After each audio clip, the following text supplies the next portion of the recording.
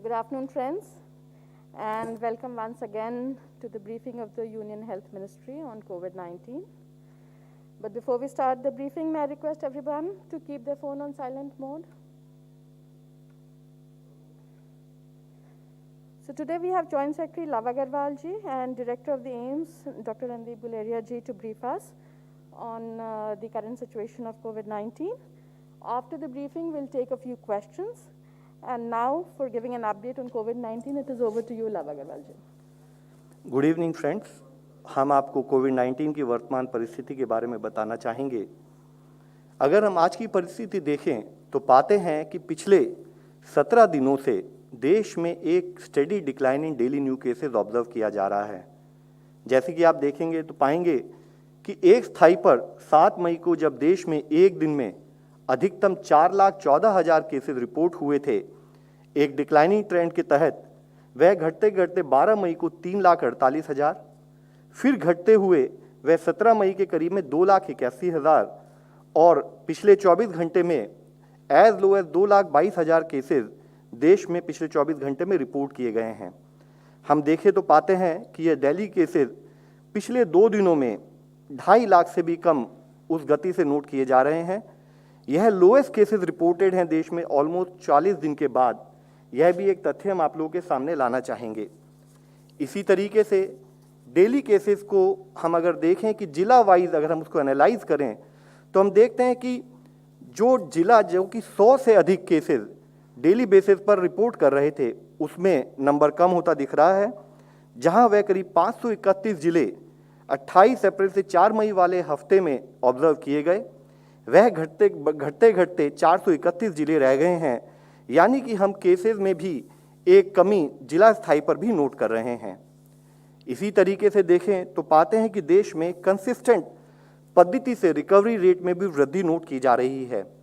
जहां 3 मई के समय पर यह रिकवरी 81.7% थी, यह बढ़ते बढ़ते अब 88.7% हो गई है। और साथ ही रिकवरी रेट जो हमारे केसेस हैं वो एक्टिव केसेस से अगर हम कंपेयर करें तो पाते हैं कि पिछले 11 दिनों में यह कंटिन्यूअस बेसिस पर recovery is more than the cases which are getting reported.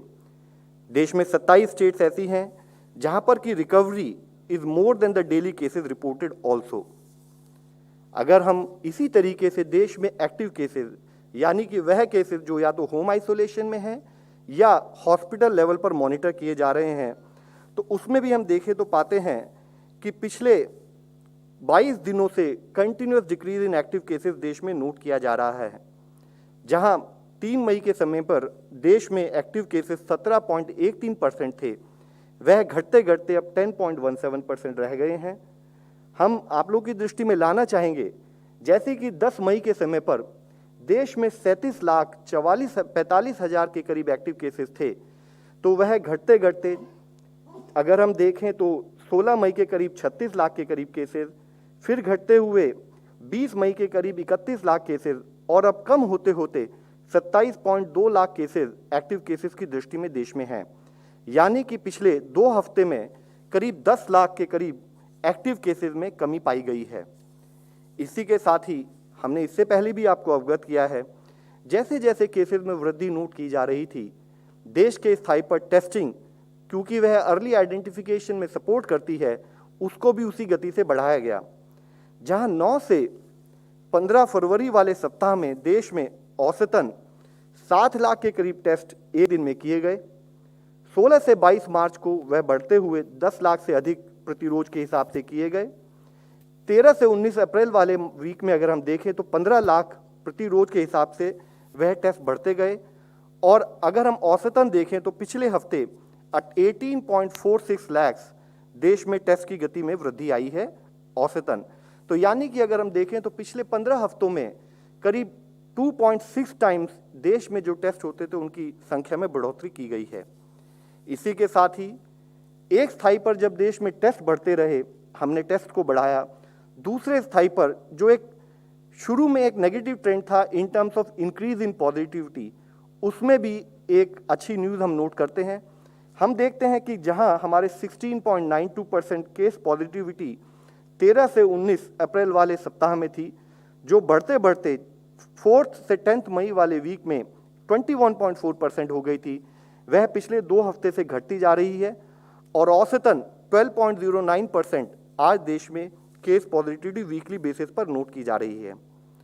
हम आप लोगों की दृष्टि में लाना चाहेंगे कि पिछले एक दिन पहले हमने देश में अब तक के हाईएस्ट टेस्ट किए, यानी कि 21,23,000 के करीब टेस्ट देश में एक दिन में किए गए, बल्कि पिछले दिन में भी अगर हम देखें तो 19.28 लाख टेस्ट किए गए और हमारे देश की पॉजिटिविटी पिछले 14 दिनों से इन इफेक्ट 20% से कम आ रही है और अगर हम कल की टेस्ट पॉजिटिविटी देखें तो it is as low as 11.53%। इसी तरीके से हम देखें कि ऐसे कितने जिले हैं जहां पर कि देश में ओवरऑल पॉजिटिविटी 5% से कम है, तो वीक एंडिंग 7 मई 21 में जहां देश में ऐसे 92 डिस्ट्रिक्ट थे, अब वह संख्या बढ़कर 197 डिस्ट्रिक्ट हो चुकी है, यानी कि 105 डिस्ट्रिक्ट ऐसे हैं जहां पर कि इन्फेक्शन का जो कंट्रोल है वह रिलेटिवली फर्दर स्टेबिलिटी की तरफ जाते हुए दिखाई दे रहा है। इसी के साथ ही vaccination is one of other pillar we are focusing on.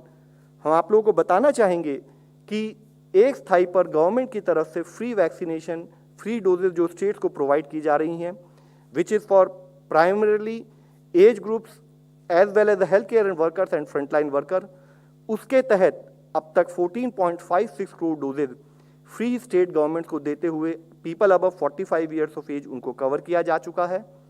Health care workers को 1.65 करोड़ डोजेज दी जा चुकी हैं। फ्रंटलाइन वर्कर को इसी तरीके से 2.33 करोड़ डोजेज अब तक दी जा चुकी हैं। इसी के साथ ही state as well as corporate और प्राइवेट सेक्टर के लिए 18 से 44 एज ग्रुप जो ओपन किए गए हैं उसमें भी अब स्टेबिलिटी नोट की जा रही है और 1.06 करोड़ डोजेज उस एज ग्रुप को भी हम कवर कर चुके हैं। आज एक स्थाई पर जब हमारे केसेस कम हो रहे हैं, दूसरे स्थाई पर हमारी पॉजिटिविटी में भी रिडक्शन नोट किया जा रहा है, हमारी रिकवरी बढ़ती जा रही है, लेकिन उस समय पर भी जरूरी है कि हम ये ध्यान रखें कि जो भी हमारे अप्रभावित क्षेत्र हैं हम उनको प्रिजर्व करें, उनको संरक्षित रखें, वहाँ पर हमारा कंटेनमेंट एक्टिविटी चलती रहें। इसी तरीके से वह जिले या वह क्लस्टर्स जहाँ पर संक्रमण थोड़ा ज़्यादा दिखाई देता है वहाँ पर हम नियंत्रण संबंधित कार्य करते रहें। माननीय प्रधानमंत्री जी ने काफ़ी स्पेसिफिकली इसको हाईलाइट किया है कि जहाँ एक स्थाई पर वैक्सीनेशन का कार्य देश में किया जा रहा है, कोविड एप्रोप्रिएट बिहेवियर पर भी हमारी उसी मोमेंटम और उसी सुचारू रूप से आवश्यकता के अनुसार हम काम करते रहें। एक और विषय माननीय प्रधानमंत्री जी ने जो हाईलाइट किया था कि अब ग्रामीण प्रांतों में या सेमी अर्बन एरियाज में अगर केसेस पाए जा रहे हैं तो जैसे कि गवर्नमेंट ऑफ इंडिया ने स्टेट गवर्नमेंट को गाइड किया है, उनके साथ परस्पर उसको एक एक्शन प्लान के थ्रू काम कर रही हैं। जरूरी है कि rural areas, peri urban areas और ट्राइबल एरियाज में भी जहां पर कोई भी अगर बीमार होता है वहीं पर हम उसकी उपचार की सुविधा प्राप्त उसको उपलब्ध करा सकें, उसके तहत भी उतना ही कार्य करना हमारे आगे वाले मार्गदर्शक सिद्धांत में आता है। धन्यवाद। डॉक्टर गुलेरिया। थैंक यू, नमस्कार। मैं 3-4 चीज़ों के बारे में बात करना चाहूँगा। सबसे पहले तो फंगल इन्फेक्शन के बारे में कुछ हद तक ये धारणा है कि कई टर्म्स यूज़ किए जाते हैं, black fungus, yellow fungus, white fungus. ये समझना ज़रूरी है कि कई टर्म्स जो हैं वो मिसलीडिंग है और जिससे कन्फ्यूजन ज़्यादा हो जाता है। फंगल इन्फेक्शन अगर हम देखें तो इवन जो हम ब्लैक फंगस की बात करते हैं, म्यूकरमाइकोसिस की, एक्चुअली वो ब्लैक फंगस एक अलग फैमिली है। ब्लैक फंगस का नाम इस म्यूकर के साथ इसलिए जो जुड़ गया क्योंकि जो इसका कल्चर होता है वो वाइट कलर का फंगल कॉलोनीज आती हैं। वाइट कलर की फंगल कॉलोनीज के साथ ऊपर ब्लैक डॉट्स आ जाती हैं और वो कल्चर में अगर वो थोड़े थोड़े ब्लैक डॉट्स दिखते हैं, इसलिए एक जनरल टर्म में ये ब्लैक फंगस का नाम इसको दे दिया गया। लेकिन अगर हम फंगल इन्फेक्शंस की बात करें तो इन जनरल जो हम फंगल इन्फेक्शंस देखते हैं वो या तो म्यूकरमाइकोसिस होते हैं, जो हम आजकल कह सकते हैं बहुत ज़्यादा देखा जा रहा है, और फंगल इन्फेक्शन है जैसे कैंडिडा है, एक और fungus infection aspergillosis, Cryptococcus, histoplasma, और एक और होता है कॉक्सिडोमाइकोसिस। इस टाइप के फंगल इन्फेक्शंस हैं। जिन लोगों की इम्यूनिटी कम होती है उनमें जो हम ज़्यादातर देखते हैं वो म्यूकरमाइकोसिस है, कैंडिडा है या एस्परजिलस इन्फेक्शन है। म्यूकर का आपको पता ही है कि ये एक फंगस है जो अब ज़्यादा देखा जा रहा है, स्पेशली कोविड के साथ अगर स्टीरॉयड और डायबिटीज़ जुड़ा जाए। और ये जो फंगल इन्फेक्शन है ये मेनली जो है साइनसेस में, जिसको हम राइनो ऑर्बिटल म्यूकरमाइकोसिस कहते हैं, राइनो ऑर्बिटल सेरेब्रल म्यूकरमाइकोसिस, जो साइनसेस में, नाक में, साइनसेस में, ऑर्बिट जो आंख के अराउंड बोन है उसमें और ब्रेन के अंदर जा सकता है। ओकेजनली ये लंग्स में पाया जाता है, जिसको हम पल्मोनरी म्यूकरमाइकोसिस कहते हैं, और कभी कभी ये आंतनी में भी देखा जाता है, गैस्ट्रोइंटेस्टाइनल ट्रैक्ट में भी देखा जाता है।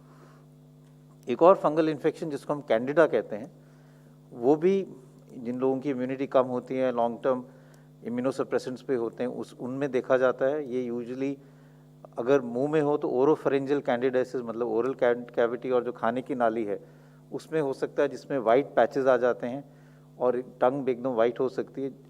और ये और जगह भी ये फंगल इन्फेक्शन जो अपॉर्चुनिस्टिक है वो हो सकता है, जैसे प्राइवेट पार्ट्स पे भी ये फंगल इन्फेक्शन हो सकता है। ये ब्लड में भी फैल सकता है, जिसको हम कैंडिडीमिया कहते हैं, और कैंडिडा इन्फेक्शन अगर ब्लड में फैल जाए तो वो थोड़ा सीरियस हो सकता है। तीसरा जो फंगल इन्फेक्शन देखा जाता है, जो इस टाइम में इतना कॉमन नहीं है, वो है एस्परजिलस, जो भी एक फंगस है। ज़्यादातर वो फेफड़े में असर करता है और कई लोगों में वो एलर्जिक रिएक्शन भी कर सकता है, जिसको हम एलर्जिक ब्रोंकोपल्मोनरी एस्परजिलोसिस कहते हैं। पर कई दफ़ा वो इन्वेजन कर सकता है, जिससे वो फेफड़े में कैविटी बना देता है और काफ़ी हद तक फेफड़े में नुकसान कर सकता है। अभी तक अगर हम बात करें तो ज़्यादातर जो कोविड में देखा जा रहा है वो म्यूकरमाइकोसिस के केसेस देखे जा रहे हैं।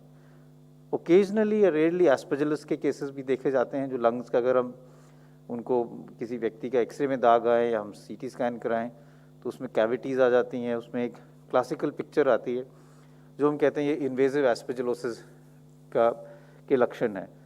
और कई लोगों में कैंडिडा इन्फेक्शन भी देखा जाता है।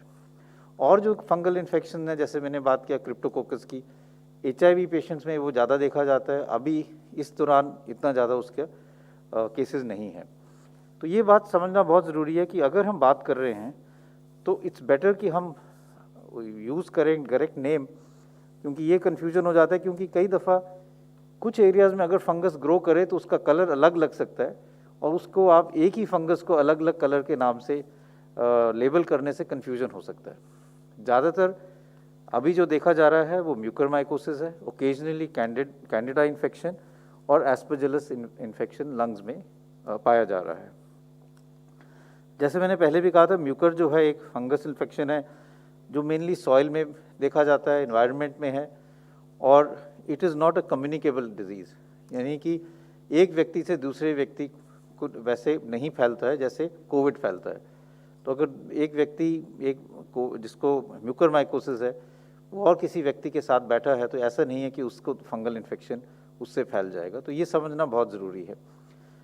दूसरा ये समझना ज़रूरी है कि ये जो फंगल इन्फेक्शन है 90 to 95% जो पेशेंट्स हैं जिनमें पाया गया है उनमें या तो डायबिटीज़ है या साथ में स्टीरॉयड यूज़ किया गया है। जिन लोगों को डायबिटीज़ नहीं थी या जिन लोगों को स्टीरॉयड्स नहीं दिए गया उसमें ये बहुत रेयरली देखा गया है, इट इज़ नॉट अनकॉमन।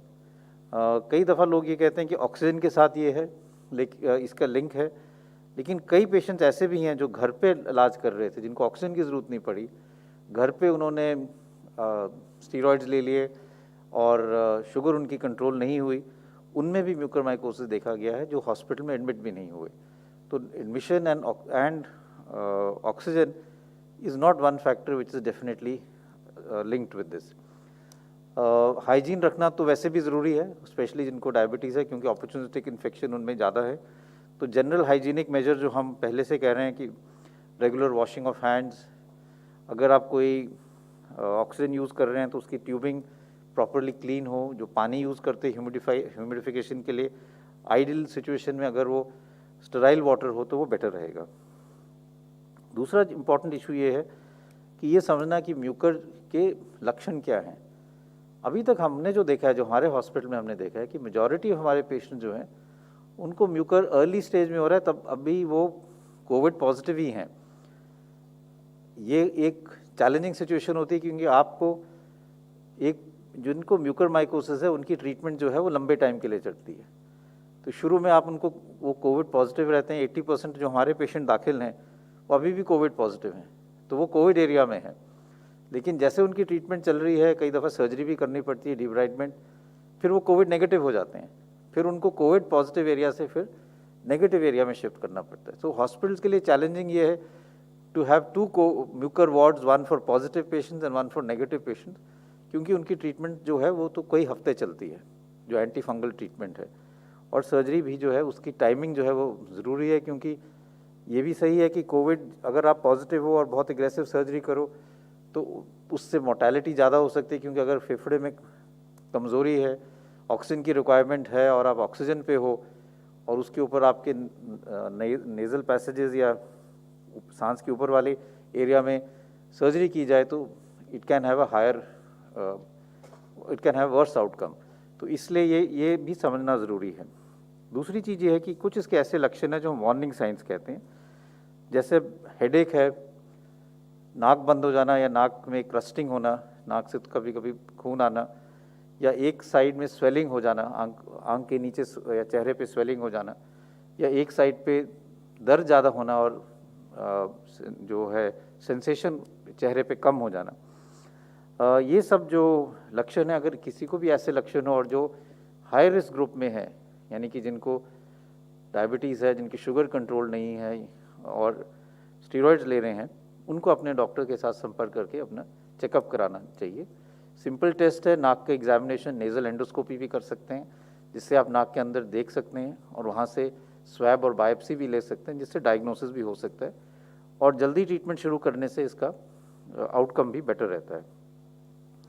तो ये बहुत ज़रूरी है कि हम समझें कि fungal infections by name better रहेगा रादर देन बाय कलर, क्योंकि उससे थोड़ा कन्फ्यूजन रहता है। दूसरा ये है कि एक चीज़ और मैं कहना चाहूँगा, क्योंकि अगर हम अब देखें सोसाइटी में तो there is lot of stress, anxiety in the general public, and this is a time where there is been lot of pain, sadness because of, हर एक का कोई ना कोई जानने वाला है जिसको कोविड हुआ है या जो अपनी जान गवा बैठा है। इसलिए मैं यही कहूँगा कि we must all come together to really support everyone as society, as individuals, as people collectively. कई दफ़ा हम ये कहते हैं कि this is not a pandemic of children and younger age group, कि बच्चों में सीरियस केसेस नहीं हुए, बच्चों में इतना इन्फेक्शन नहीं हुआ, और ये बात सही है, बच्चों में माइल्डर इन्फेक्शन है, बच्चों में इतना सीरियस इन्फेक्शन या एडमिशन का डेटा नहीं है, चाहे हम फर्स्ट वेव की बात करें चाहे सेकेंड वेव की। लेकिन बच्चों में या यंग एडल्ट्स में कोलैटरल डैमेज बहुत हुआ है। They are the backbone of society, they are the future of the country. लेकिन अगर हम बात करें एजुकेशन की, तो gender gap in education, stress and mental issues in children and adults, smartphone dependence and addiction, interrupted opportunities, बच्चों में कुछ एजुकेशन की जो अपॉर्चुनिटीज़ थी, पढ़ाई आगे करना चाह रहे थे, सही सब चीज़ें जो है काफ़ी हद तक इंटरप्ट हुई हैं। चैलेंजेस फॉर स्कूलिंग, स्पेशली जो टेक सेवी नहीं है, रूरल इंडिया में लोग हैं, उनकी स्कूलिंग में काफ़ी असर पड़ा है, और न्यूट्रिशनल इश्यूज़ भी हैं, और विमेन में, यंग गर्ल्स में पोस्ट मेंस्ट्रुअल हाइजीन के इश्यूज़ भी हैं। तो मैं यही चाहूँगा कि हम सब as society, as parents, as teachers, अगर if all of us can come together and address these issues, look at them as challenges and form help groups, चाहे सोसाइटीज़ में हो, चाहे स्कूल्स में हो, चाहे और ग्रुप्स में हो, that will really help us to develop and support our young children and the other people also. एक चीज़ और मैं कहना चाहूँगा, वो यही है कि जैसे जैसे हमारा रिकवरी रेट इम्प्रूव कर रहा है, लोग रिकवर कर रहे हैं, तो हमने लास्ट टाइम भी यही देखा था कि एक और इशू जो आ जाता है वो है पोस्ट कोविड सीक्वले का, और इस पे अब काफ़ी हद तक डिटेल्स भी आ गई हैं जो हमें पहले नहीं पता था। पहली वेव में हम कई लोग समझ नहीं पाए थे कि कोविड के बाद भी कई लक्षण ऐसे हैं जो रहते हैं, और अब इसके लिए काफ़ी हद तक लोगों ने इसका पीरियड भी डिफ़ाइन किया है कि अगर आपके सिम्टम्स जो हैं वो 4 से 12 हफ्ते रहें तो इसको हम ऑन गोइंग सिम्टोमेटिक कोविड या पोस्ट एक्यूट कोविड सिंड्रोम कहते हैं, और अगर 12 हफ्ते से ज़्यादा रहें तो इसको पोस्ट कोविड सिंड्रोम या लॉन्ग कोविड का नाम दिया गया है। तो ये समझना ज़रूरी है कि कई ऐसे पेशेंट्स हैं जिनको कोविड के बाद भी 12 हफ्ते तक काफ़ी लक्षण रह सकते हैं और उनको भी ट्रीट करने की ज़रूरत है। उनमें कॉमन सिम्टम्स तो हम यही जानते हैं कि कई लोग हैं जो रिकवर हो जाते हैं लेकिन कहते हैं कि सांस की तकलीफ़ अभी भी है, लंग फंक्शन उनके नॉर्मल है, लंग की कैपेसिटी भी ठीक आती है, लेकिन वो थोड़ा भी चलते हैं तो उनको लगता है कि खुल के सांस नहीं ले पाते, चेस्ट में टाइटनेस रहती है। कुछ ऐसे पेशेंट्स हैं जिनको खांसी कब रहती है, हफ्तों भर खांसी रहती है कोविड के बाद, और कई छाती में दर्द या घबराहट या कहते हैं पल्स ज़्यादा रहने के लक्षण रहते हैं। ये सब लक्षण जो हैं ये पोस्ट कोविड या कोविड इन्फेक्शन के बाद भी बॉडी का जो इम्यून सिस्टम है या इन्फ्लेमेटरी रिस्पॉन्स है उसके कारण रह सकते हैं। एक कॉमन सिंड्रोम जो है वो भी कॉमन है जिसको हम कहते हैं क्रॉनिक फटीग सिंड्रोम। ये भी कई लोगों में है जिसमें थकावट, fatigue, joint pains, body aches, जोड़ों में दर्द होना, जोड़ों में सोजिश लगना, सुबह उठ नहीं पाना या सिर में दर्द रहना, कई हफ्ते ये रह सकता है, जिसके लिए सिम्टोमेटिक ट्रीटमेंट बहुत ज़रूरी है।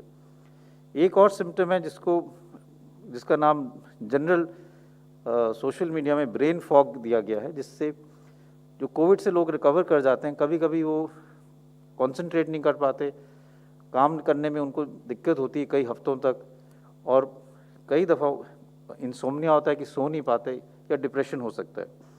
तो ये सारे जो चीज़ें हैं इसके लिए रिहैबिलिटेशन करना ज़रूरी है, और जैसे हमारा रिकवरी रेट ज़्यादा होगा, केसेस ज़्यादा रिकवर करेंगे, तो ये ज़रूरी है कि मेडिकल कम्युनिटी, जैसे हमने लास्ट टाइम किया था, कि multi disciplinary post Covid clinics को डेवलप करें जहाँ पे रिहैबिलिटेशन हो।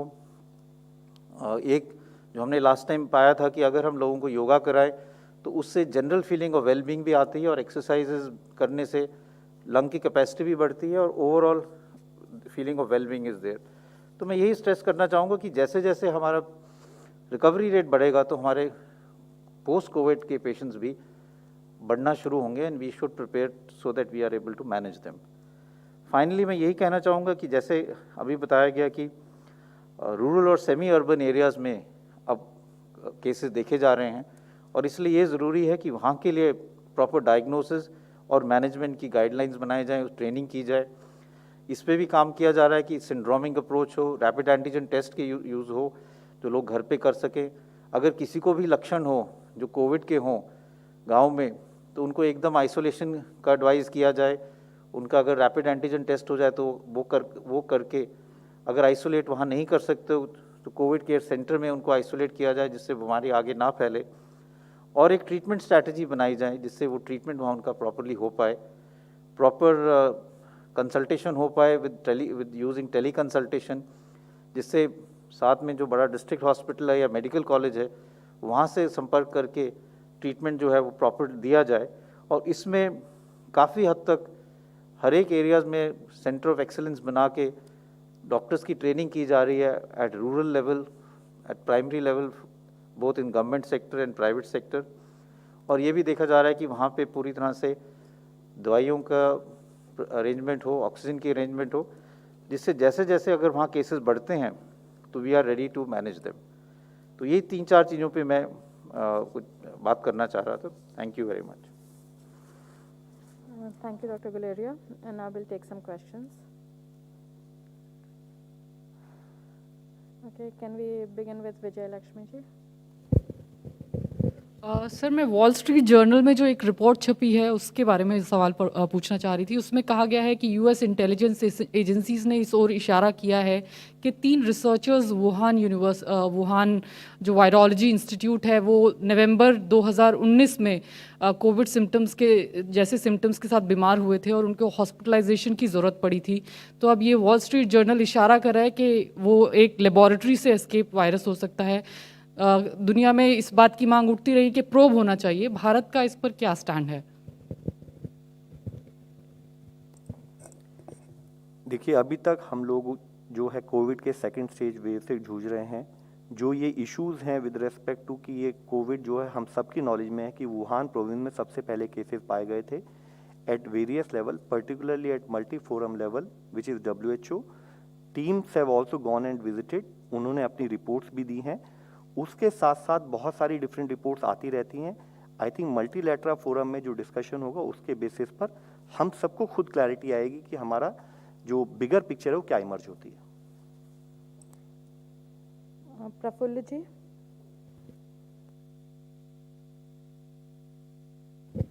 सर, हर बार आप ये आंकड़े बताते हैं, सारी चीज़ें अच्छी हो रही है बताते हैं, लेकिन कभी ये नहीं बताया कि कितने बच्चे इन्फेक्ट हुए हैं फर्स्ट वेव और सेकंड वेव में, और कितने बच्चों की मौत हुई है, क्योंकि बार बार माइल्ड होता है कहा जाता है, आंकड़े नहीं बताए गए आज तक। आंकड़े क्या है सर? सर, हम जैसे आप देख रहे हैं कि हम कई बार इंटरप्रिटेशन के आंकड़े जो आपको बताते हैं, कुछ आंकड़े हम आपको एक दिन बताते हैं, दूसरे दिन हम कुछ और आंकड़े बताते हैं। आइडिया ये होता है कि हम ओवरऑल बिगर पिक्चर आपके सामने प्रेजेंट करें। इससे पहले इसी फोरम में बताया गया है कि चाहे वो फर्स्ट वेव रही हो, चाहे वो सेकेंड वेव रही हो, level of infection on different age groups has remained same. यहाँ पर आपको प्रेजेंटेशन के रूप में फिगर्स के साथ ही एक्सप्लेन किया गया था। अगर आप चाहें तो हम दोबारा से वे फिगर्स अपडेटेड फिगर्स के साथ आपके सामने ला सकते हैं। हम आपको फिर से ही बताना चाहेंगे, जैसे कि डायरेक्टर एम्स साहब ने बताया आपको, कि ओवरऑल जो इन्फेक्शन है, इन्फेक्शन स्प्रेड का जो पैटर्न पिछली बार था वेव 1 में, वही पैटर्न वेव 2 में भी पाया गया है। साथ ही यह भी पाया गया है कंटिन्यूड बेसिस पर कि जो फेटालिटी है, मॉर्टैलिटी है because of this disease is primarily on 60+ people as well as people जिनको पहले से कोई को एग्जिस्टिंग बीमारियां, जिसको हम कोमॉर्बिडिटी कहते हैं, वह है। और यही कारण था कि अगर आप देखें जो हमारी वैक्सीनेशन गाइडलाइन में हमने उसको प्रायोरिटी एज ग्रुप के रूप में लिया है। इसी में एक चीज़ मैं ऐड करना चाहूँगा कि हमने अपने हॉस्पिटल में भी हम रेगुलरली डेथ ऑडिट करते हैं कि डेथ्स जो हुए हैं, और हमने जो हमारे अभी पिछले 1-1.5 महीने में जो डेथ्स हुए हैं उनकी ऑडिटिंग की है, और वी कंपेयर्ड इट कि जो फर्स्ट वेव में डेथ्स थी उसमें और इसमें क्या फ़र्क था। Age group wise and comorbidity wise it was almost similar, यानी कि जो डेथ्स हुई हैं वो हायर एज ग्रुप में ही हुई है इस वेव में भी, और जिनको कोमॉर्बिडिटीज़ थी 1 या मोर कोमॉर्बिडिटीज़ थी। तो इसलिए अगर हम पूरा डेटा देखें, ये तो हमारे हॉस्पिटल का ही डेटा है, but it reflects the fact कि हमने मोर्टालिटी में एज ग्रुप वाइज या कोमॉर्बिडिटी वाइज फर्स्ट वेव और सेकेंड वेव में कोई ज़्यादा फर्क नहीं पाया। संजय जी। सर, संजय शर्मा आज तक से। मेरा सवाल ये है कि अभी बहुत दिनों से कहा जा रहा है कि थर्ड वेव में बच्चे ज़्यादा प्रभावित होंगे उससे, लेकिन अभी पेडियाट्रिक्स एसोसिएशन ने ये कहा है कि ये बिल्कुल भी तथ्यों पर आधारित नहीं है और बच्चों को इससे कोई खतरा नहीं होना चाहिए, इसलिए लोग पैनिक ना करें। तो अगर हम डेटा देखें फर्स्ट वेव का, सेकेंड वेव का, तो डेटा बहुत सिमिलर है, और ये यही दर्शाता है कि जो बच्चे हैं वो प्रोटेक्टेड रहते हैं, उनको कम इन्फेक्शन होता है, और अगर इन्फेक्शन भी होता है तो बहुत माइल्ड रहता है। और ये वायरस तो वही है, वायरस तो चेंज नहीं हुआ है, तो इसलिए ऐसा कोई लक्षण, ऐसा कोई इंडिकेशन नहीं है कि जो थर्ड वेव है उसमें बच्चों में ज़्यादा होगा। और ये इसलिए, जिसका एक हाइपोथेसिस वो ये है कि जो वायरस है वो एस रिसेप्टर्स के साथ बॉडी के अंदर एंटर करता है, और बच्चों में ये रिसेप्टर्स रिलेटिवली कम हैं एज़ कम्पेयर टू अडल्ट्स। ये एक हाइपोथेसिस है कि बच्चों में क्यों कम देखा जाता है। लेकिन अभी तक जो डेटा है दोनों वेव्स का, उसमें बच्चों में ये कम पाया गया है, इसलिए ऐसा नहीं लगता कि बच्चों में आगे जाके पाया जाएगा, आगे सीवियर इन्फेक्शन होगा या ज़्यादा इन्फेक्शन होगा। जिन लोगों ने इस थ्योरी को आगे बढ़ाया है वो, उनका ये कहना है क्योंकि बच्चों में अभी तक हुआ नहीं है इन्फेक्शन, वो प्रोटेक्टेड हैं, इसलिए अगले वेव में शायद उनको ज़्यादा इन्फेक्शन हो सकता है प्रोपोर्शनली। लेकिन इसमें कोई अभी तक एविडेंस नहीं है कि बच्चों में सीवियर इन्फेक्शन होगा या उनको ज़्यादा केसेस उसके आगे वाले वेव में पाए जाएंगे।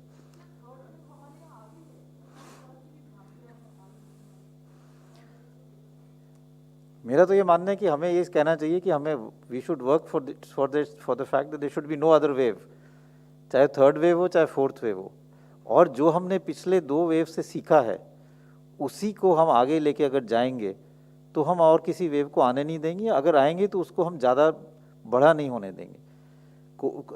वायरल इन्फेक्शंस में there is always waves which come, sometime उनका सीजनल वेरिएशन होता है, जो हम इन्फ्लुएंजा में देखते हैं कि मानसून में केसेस बढ़ जाते हैं, फिर कम हो जाते हैं, फिर विंटर मंथ्स में बढ़ जाते हैं, फिर समर में बिल्कुल कम हो जाते हैं। तो कई वायरल इन्फेक्शन हैं जो रेस्पिरेटरी वायरल इन्फेक्शन जो with that come in waves, and Covid is also come in waves.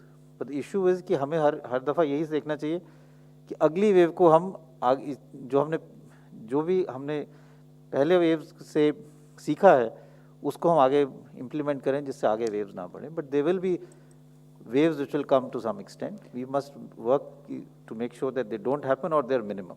Ma'am, इससे पहले इस फोरम में हमने कई बार इस विषय में बात की है. मुख्य इशू ये है कि कंटेनमेंट पर हमारा फोकस कंटिन्यूड बेसिस पर अगर बना रहे, और जब हम कंटेनमेंट की बात करते हैं तो कोविड अप्रोप्रिएट बिहेवियर, यानी कि हम वो सिचुएशन जहाँ पर कि इन्फेक्शन स्प्रेड हो सकता है उस एक्टिविटी पर हम काम करें. हम जैसे कि use of mask, so physical distancing, hand hygiene, respiratory hygiene, इस पर काम करें तो टू दैट एक्सटेंट हम इन्फेक्शन के स्प्रेड को कम कर सकते हैं. तो ज़रूरी है कि चाहे वो फर्स्ट वेव हो, सेकेंड वेव हो, principles for management would remain same, और उसी पर हमारा कम्युनिटी लेवल पर और गवर्नमेंट लेवल पर कंटिन्यूड फोकस बना रहना चाहिए. We've received a few online questions also, and many of them are similar in nature, so I'm going to club them to you. और अग्रवाल जी आप ही के लिए है. So from Shireen from Times Now, Runjhun Sharma from CNN News 18, Monica Yadav, Hindu Business Line.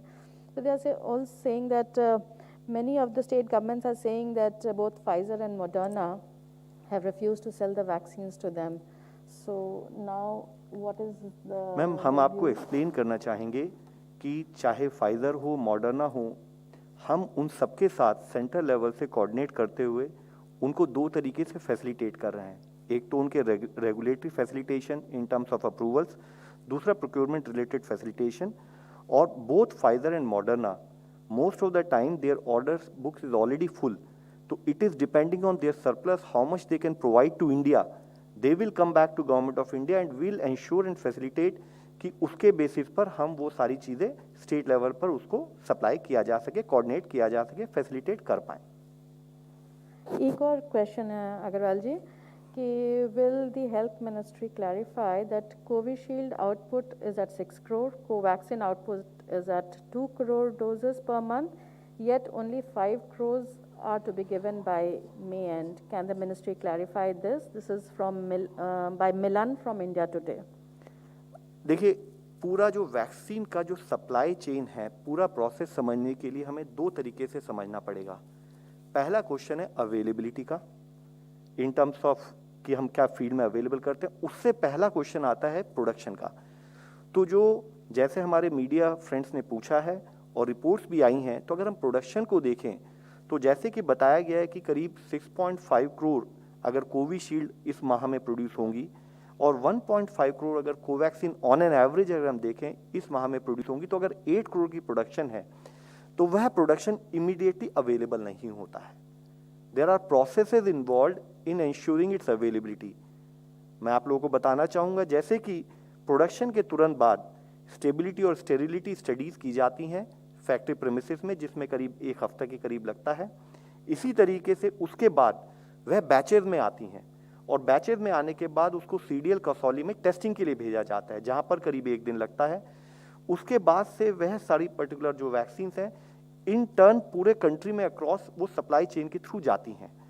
तो इसमें जो हमें ये समझना है कि इमीडिएटली जो आज प्रोड्यूस हुई है वो उसको अवेलेबल होने में 7, 8 या 9 दिन लगते हैं. That is first point. Second point हमें जो समझने की जरूरत है कि उसके बाद भी जरूरी है कि हम फोकस ये करें कि हमारा लॉजिस्टिक्स मैनेजमेंट और इन्वेंट्री मैनेजमेंट बहुत सुदृढ़ हो. एग्जाम्पल के तौर पर हम आपको बताना चाहेंगे कि जैसे गवर्नमेंट ऑफ इंडिया की तरफ से जब हम फ्री वैक्सीनेशन स्टेट को प्रोवाइड करा रहे हैं, फ्री डोजेज जो प्रोवाइड कराते हैं जो 50%, हमने स्टेट्स को बताया है कि हम डे ऑन डे बेसिस पर किस पर्टिकुलर स्टेट में कितनी सप्लाईज देंगे, ताकि उसके बेसिस पर स्टेट लेवल पर, फील्ड लेवल पर वैक्सीनेशन साइट्स कौन कौन सी चलेंगी, कितनी अवेलेबिलिटी होगी, वह माइक्रो प्लानिंग स्टेट लेवल पर की जा सके. इसी के साथ ही इसमें लिंक्ड इशू होता है कि जैसे बहुत सारी वैक्सीनेशन साइट्स हैं, बहुत सारे कोल्ड चेन पॉइंट हैं, बहुत सारे इंटरमीडिएट स्टोरेज पॉइंट्स होते हैं. तो इस पूरे लॉजिस्टिक्स में हमेशा at any point of time कुछ ना कुछ वैक्सीन अवेलेबल रहती हैं which will become available in weeks to come. But what is very critical is कि जो हमारा लॉजिस्टिक्स मैनेजमेंट है, सप्लाई चेन मैनेजमेंट है, हम इसको स्टेट लेवल पर और सुदृढ़ करते जाएं ताकि उसकी अवेलेबिलिटी हम जस्ट इन टाइम अप्रोच पे ले जा सकें. जैसे कि आप सबको अवगत होगा कि कुछ स्टेट्स में आज अगर हमारी वैक्सीन सप्लाई की गई हैं तो अभी भी उनके पास during transit in different locations कुछ वैक्सीन अवेलेबल होती हैं which will definitely become available as a doses in a week to come. With that, we end the press briefing. Thank you so much.